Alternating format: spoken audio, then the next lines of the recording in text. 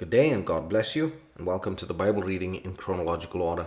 Just such a privilege to have you with us. We thank the Lord for each of you. Thank you for joining us and for participating with us in the reading of the Word of the Lord. I pray that the Lord would bless you today, that He would just give us insight into His Word, that He would just undertake for us and draw us closer to Him in and through His Word. Today we're back in the book of Genesis, and we're going to be going through chapters 38, 39, and 40. So as we get into chapter 38, we see that there is a brief interruption in the Joseph passages to focus on a very strange passage in Judah's life. Now this passage is strange for a number of different reasons, but as we get into it, we see that Judah married a Canaanite. Now there was a problem in the fact that Judah had married a Canaanite, in that Jacob's blessing to Judah was that the scepter will not depart from Judah. That shows that Judah was meant to be the line of kings. But the problem was, the curse of Canaan was that he would always be servant to his brother. And so that royal line from Judah could not come through Judah's wife, who was a Canaanite. So this is a serious problem. And when we take into account that the messianic line would come from Judah, then there is even more problems, seeing as though Judah had married a Canaanite. And so the messianic line could never come from the Canaanites, due to the curse placed upon them by Noah. And so we see that events unfold where Judah has children with his wife, this Canaanite woman, but they are so evil that the Lord slays 2 out of the 3 of them. The first, after having married his wife Tamar, and he was so evil that the Lord slayed him. And then the brother, who was supposed to take Tamar and then have children, to raise up children for his brothers, he was evil and did something so terrible, and so the Lord slays him as well. And so Judah then, not wanting his third son to die, he sends Tamar back to her father's house, and he makes up an elaborate story of what was going to transpire, leaving Tamar then without seed from her husband and from her husband's brother. But then we see the baffling circumstances continue, and so then Judah is intimate with Tamar in a most unusual circumstance. And when she is found to be pregnant and is being taken to task, then she reveals that it was Judah that was the father of her child. And so then Judah takes her to wife, and we see that she bears Judah 2 sons. And as strange as it is, this is the generations from which the royal line would come. Absolutely fascinating, absolutely bizarre. But we see then that that royal line is preserved in some way so that the Canaanites could not infect that line. And so we move on to chapter 39, and now we move back to Joseph, and we see that Joseph is bought by Potiphar, where the favor of the Lord is with him still. And through his diligent work and intelligence, he advances in Potiphar's household as the head of all the household staff. But we see that Potiphar's wife, who had taken a liking to Joseph, tries to be intimate with him, and when he refuses, she takes his garment, she grabs his garment as he runs away, and so then she falsely accuses him, and he is convicted and thrown into prison. Again, please ensure that you are reading the life of Joseph as a type and a parallel of the Messiah, the Lord Jesus Christ, because there is so much even in this, how he was falsely accused and then taken away into prison. And then we get to chapter 40, and this is a very important chapter in the messianic context. Even though this is almost 2,000 years before the birth of our Lord Jesus Christ, we're going to see how important this passage is in the messianic prophecies, or the messianic types, if we could say it rather. We see that while Joseph is in prison, that the favor of the Lord is still with him. And it's very strange to say that the favor of the Lord was with him while he is in prison, after being falsely accused, after being sold by his brothers for no reason other than that his father loved him. But we see that Joseph now is in charge of the prison because, again, of his diligence and his hard work. And then we see that the king's butler and the king's baker are thrown into prison. Now, very important that we understand, the baker bakes and serves the bread, and the butler serves the king wine. Now, we see that both of them have dreams, and Joseph gives them the interpretation of these dreams. Very important that we understand this in the messianic type. The baker bakes bread and serves bread, and we know that the Lord speaks about the bread, and he says, I am the bread of life. And then he says, this is the body which is broken for you. Then we see the butler who serves wine. We see that in the New Testament, the Lord speaks about his blood, and his blood is alive. And so then, when we think about who died and who lived here in this prison, because one had to live and one had to die, we see that the baker was broken. The baker had to die, but the butler who served the wine, he lived. And this is very important when we look at the blood and the body of the Lord. The body of the Lord was broken, but the blood of the Lord is alive and willing to cleanse even us, even today. And so this is so important. It's so beautiful, but we can see the types just coming through thick and fast in the life of Joseph. This is where we're going to leave it for today. I pray that the Lord would bless you and keep you. The Lord make his face to shine upon you. The Lord lift up his countenance upon you. And the Lord give you peace. God bless you as you enjoy the reading of the word today. Chapter 38. And it came to pass at that time that Judah went down from his brethren, and turned into a certain Adullamite, whose name was Hira. And Judah saw there a daughter of a certain Canaanite, whose name was Shua, and he took her, and went in unto her. And she conceived, and bare a son, and he called his name And she conceived again, and bare a son, and she called his name Onan. And she yet again conceived, and bare a son, and called his name Shelah. And he was at Kesib when she bare him. And Judah took a wife for his firstborn, whose name was Tamar. And Judah's firstborn, was wicked in the sight of the Lord, and the Lord slew him. And Judah said unto Onan, Go in unto thy brother's wife, and marry her, and raise up seed to thy brother. And Onan knew that the seed should not be his.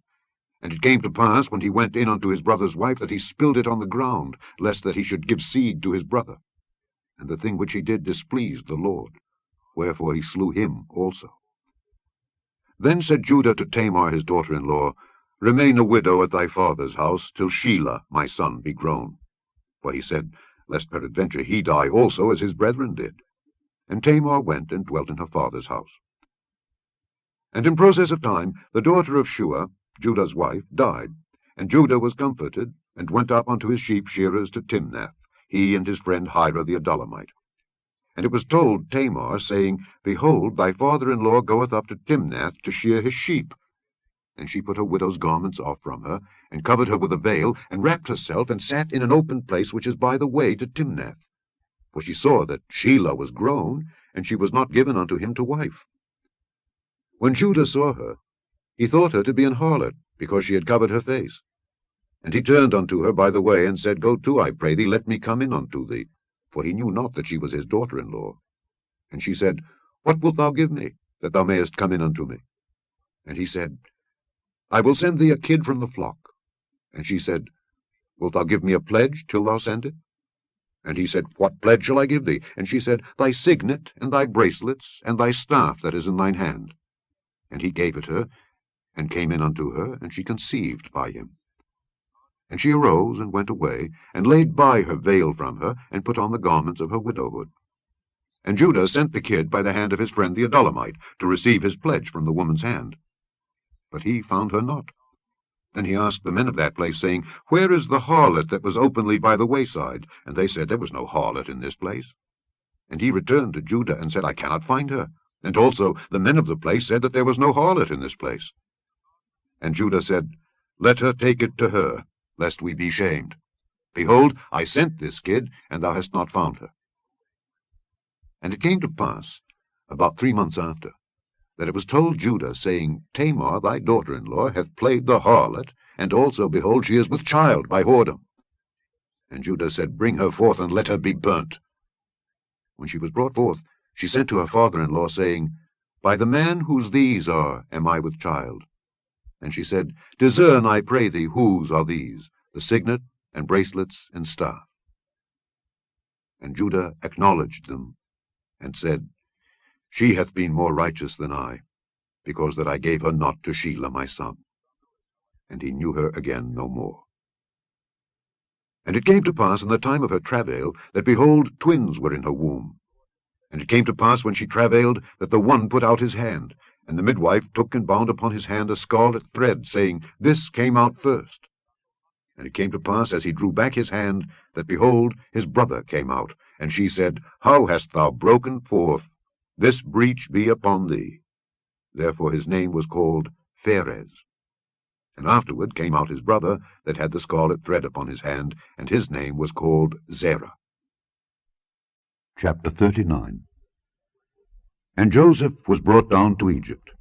And Potiphar, an officer of Pharaoh, captain of the guard, an Egyptian, bought him of the hands of the Ishmaelites which had brought him down thither.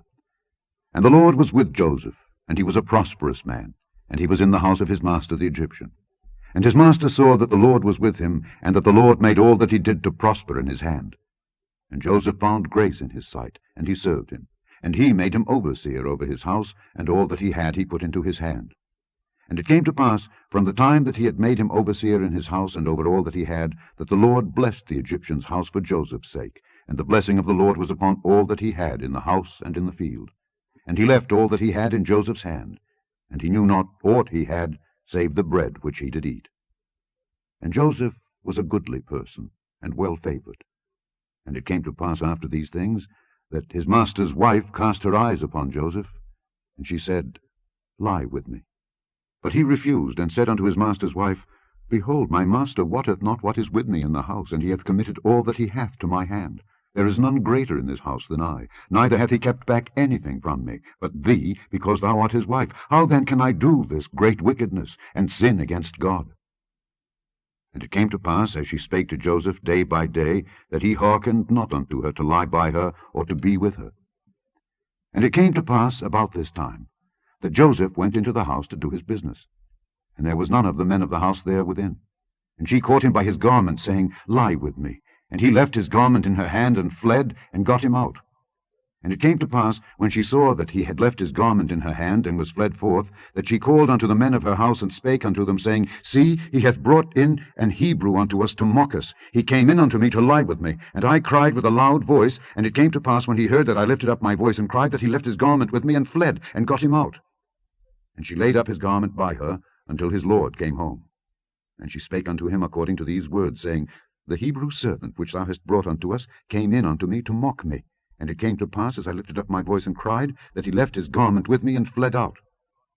And it came to pass, when his master heard the words of his wife which she spake unto him, saying, After this manner did thy servant to me, that his wrath was kindled. And Joseph's master took him, and put him into the prison, a place where the king's prisoners were bound, and he was there in the prison. But the Lord was with Joseph, and showed him mercy, and gave him favor in the sight of the keeper of the prison. And the keeper of the prison committed to Joseph's hand all the prisoners that were in the prison, and whatsoever they did there, he was the doer of it. The keeper of the prison looked not to anything that was under his hand, because the Lord was with him, and that which he did, the Lord made it to prosper. Chapter 40. And it came to pass after these things, that the butler of the king of Egypt and his baker had offended their lord the king of Egypt. And Pharaoh was wroth against two of his officers, against the chief of the butlers, and against the chief of the bakers. And he put them in ward in the house of the captain of the guard, into the prison, the place where Joseph was bound. And the captain of the guard charged Joseph with them, and he served them. And they continued a season in ward. And they dreamed a dream, both of them, each man his dream in one night, each man according to the interpretation of his dream, the butler and the baker of the king of Egypt, which were bound in the prison.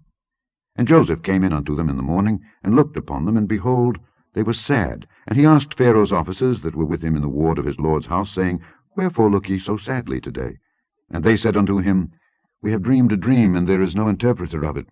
And Joseph said unto them, Do not interpretations belong to God? Tell me them, I pray you. And the chief butler told his dream to Joseph, and said to him, In my dream, behold, a vine was before me, and in the vine were 3 branches. And it was as though it budded, and her blossoms shot forth, and the clusters thereof brought forth ripe grapes. And Pharaoh's cup was in my hand, and I took the grapes, and pressed them into Pharaoh's cup, and I gave the cup into Pharaoh's hand. And Joseph said unto him, This is the interpretation of it. The 3 branches are 3 days. Yet within 3 days shall Pharaoh lift up thine head, and restore thee unto thy place. And thou shalt deliver Pharaoh's cup into his hand, after the former manner when thou wast his butler. But think on me when it shall be well with thee, and show kindness, I pray thee, unto me, and make mention of me unto Pharaoh, and bring me out of this house.